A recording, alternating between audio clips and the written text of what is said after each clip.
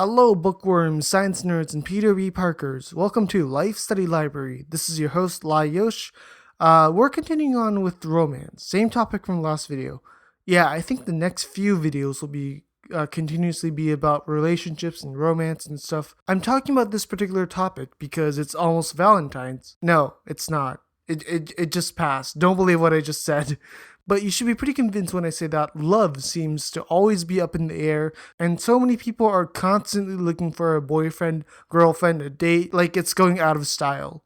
And you might even have a special someone already that you're dating and are hoping to become a long-term couple, or you're already married to someone, whatever. But then, being the intelligent individual that you are, you stop to think to yourself, are we really compatible? Are we really a good couple? And I am aware that this is a very popular topic of discussion in general, as there are already like a million other videos on YouTube talking about couple compatibility. I wanted to join in on the party, but I kind of hopped in late, so now I can't really talk about things like, do you often find your boyfriend or girlfriend boring? Or do you feel like the time you spend together with your love is getting stale? Alright, that's it. Click the person away into your browser history. So yeah, I can't really do this now. I can't really help myself by repeating what has been said so many times before about these indicators of the right partner. But I do have this one interesting topic. I don't think a lot of people know about the surprising indicator you can use to see if you and your partner are compatible as a couple. You want to know this, right? Well, this indicator is you and your partner's favorite genre of books. In this channel, I'm going to be talking about these interesting scientific and psychological information that can greatly help you in your life. You can essentially study what you're interested in with me, and I'm planning to post as many topics about psychology and psychology as much as possible.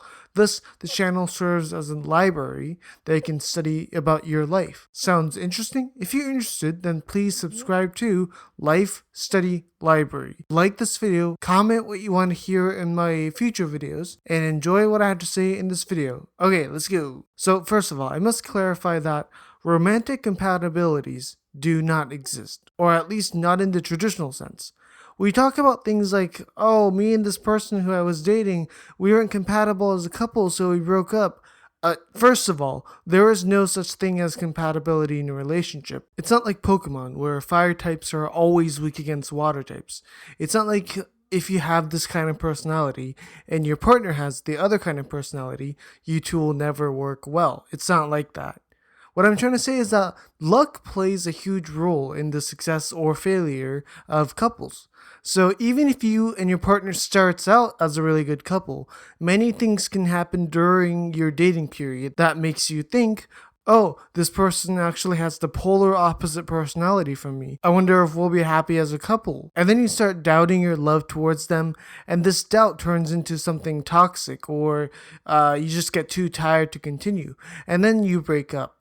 What I'm trying to say here is that you two can be the happiest couple out there, but one day some unlucky event just happens to occur, which creates a crack in your relationship, causing you to think, maybe we were completely fine and happy right before the event happened. And this exact event happened to me and my ex in college. We did have some issues prior to this, and we did argue from time to time, but at the time, I thought we were a really good couple, until we got into a car accident. And after this unfortunate event, many other things happened to me that made me think to myself, maybe we were not meant to be together. And then we started arguing more often and fought more often until both of us ended up calling it quits. What I'm trying to get here is that for me, the accident was the trigger that made me realize, even though we were happy together before the event, it made me think, oh, okay, she's not the one. Any conscious reason that proves we're not a good couple. Things like she's actually very toxic, or she gets very jealous or whatever, or simply an afterthought that serves as evidence to my hunch. Which brings me back to the point. Romantic compatibility does not exist. It's just probability, and for me, it was just bad luck. If the accident never have happened, who knows, we might have still been together despite carrying all those negative energy.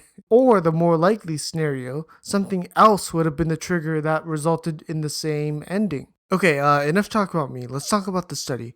Today's study is done at the University of Oklahoma, which collected 404 participants and asked the names of authors whom the samples thought represented a particular genre of books. So, for example, the samples might have said J.K. Rowling as the author who represented the fantasy genre, and some might have said Arthur Conan Doyle as the author who represented the mystery genre. Depending on if the samples were able to answer this correctly, the researchers figured out their favorite genre of books. So they looked at the samples and were like, okay, this person answered the representative author for the horror genre really fast, but failed to answer for the romantic genre, so horror must be their favorite genre of books. And also, to make things less complicated, the samples had to do this task out of 7 different book genres, and these 7 genres included classical literature, modern novel, romantic novel, fantasy, sci-fi, suspense, and horror. Afterwards, the samples were given 5 unrealistic romantic stereotypes, or 5 different romantic scenarios, and were tasked to put a number between 1 to 6 on how much they agreed with these romantic scenarios. This included statements like, couples who are deeply in love will always be able to unconsciously figure out what their partner wants because they are deeply in love, and will be able to know without them telling each other. Or had statements like, couples who argue too much should know that their relationship is coming to an end. The participants were tasked to answer this questionnaire, and a higher number score were given to those who agreed more to these statements, and a lower score to those who disagreed more. One thing to note about this questionnaire is that the statements that the sample's answers were based on were all very stereotypical and unrealistic. So a bunch of these statements were actually things like, couples who argue are incompatible because their standards are different, so they have to agree with everything in life to be a good couple. Like, you probably have no trouble telling that this is an absurd statement and would struggle to understand why people would agree with it. But you need to understand that just because some people agree to these absurd statements, it doesn't mean that they cannot find a partner that also agrees with this statement. So what I mean is, like, if one person thinks that couples who argue even once are not compatible, if this person gets together with someone who also believes in this statement, then they'll probably try to give all their conceivable effort to not argue, and their relationship will probably be able to exist, even if other people might think it's a toxic relationship. Does that make sense? So, anyways, the results of the study computed something that was very interesting.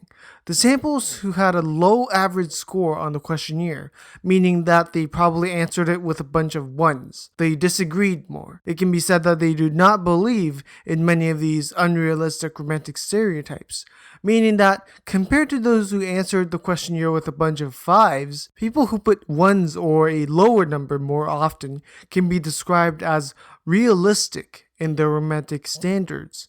And these people, many of them tend to like either sci-fi or fantasy novels as their favorite genre of books. So if you want your partner to be a decent human being and not toxic who treats you like trash later on, then you should figure out what kind of book genres they are most interested in. Now, I don't want you to jump to conclusion and think that, oh, this person likes Harry Potter, so they must have a very realistic personality.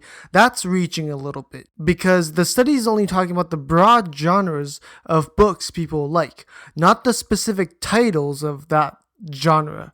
It's only saying that people who share the same type of romantic standards, in this case a realistic and a healthy standard, those who are most likely to become a good couple, and people who have this realistic romantic standard tend to like sci-fi and fantasy.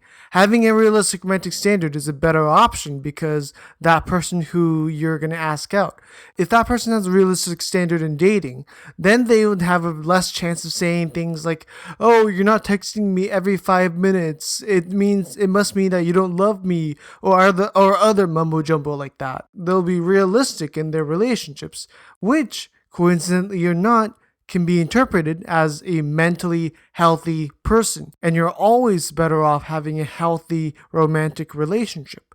So yeah, I got a little off tangent, but what I'm trying to say is that if the person who you're trying to ask out likes to read fantasy or sci-fi books, then that person will probably be romantically healthy, so they'll have a higher probability of being a healthy partner. And if you also like fantasy or sci-fi, you just got yourself an easy conversation started with that person. So it's a double win. But yeah, when you're seriously thinking about a romantic partner, just knowing if that person you like also likes you back isn't enough. You also need to figure out if you can date the person and still stay safe. Meaning that you gotta make sure that person who might become your partner won't become toxic later on. So that was it for today's video. Thank you so much for watching. I hope you enjoyed this video, and these types of romantic psychology and science related on relationships are very important in people's lives, or at least it's important for you because you're watching this video right now. So I'm assuming you're interested in romance, but I'm pretty sure a lot of y'all would want to be successful in their love life and not want to get together with toxic girlfriends or psychotic boyfriends. You want to make sure that the person you're going for will add a positive aspect in your life, not negative. I just saw you nodding in front of the screen, so I'll recommend these additional videos from my channel. Today I recommend the video called The Quickest and the Easiest Way to Detect Toxic Women in Various Relationships. The reason why I recommend this video is because you have to be careful in who you choose to date. You, of course, have to do that if you want to date someone, but you also have to be careful in who you hang out with as a friend. If you don't be careful in this particular case with which women you hang out with, these women with toxic personalities might try to control you, and you might be forced to become their wallet or something. So to build a protection against them, I recommend you all go watch this video and be educated on what kind of women will be a toxic friend and how to protect yourself against them. I haven't posted a male version of this exact video, so you're gonna have to wait for that for a little bit. I promise it's gonna come up quickly. So yeah, that video that I just recommended can be found in my description section. So if you're interested, go check it out. I also have some book recommendations about romance, friendship choices, and other books on how to make a healthy social relationship. So go check them out. That is it from me. I've been your host, Lye Yosh. You've been listening to Life Study Library. Thank you so much for watching, and I'll see you in another video. Bye.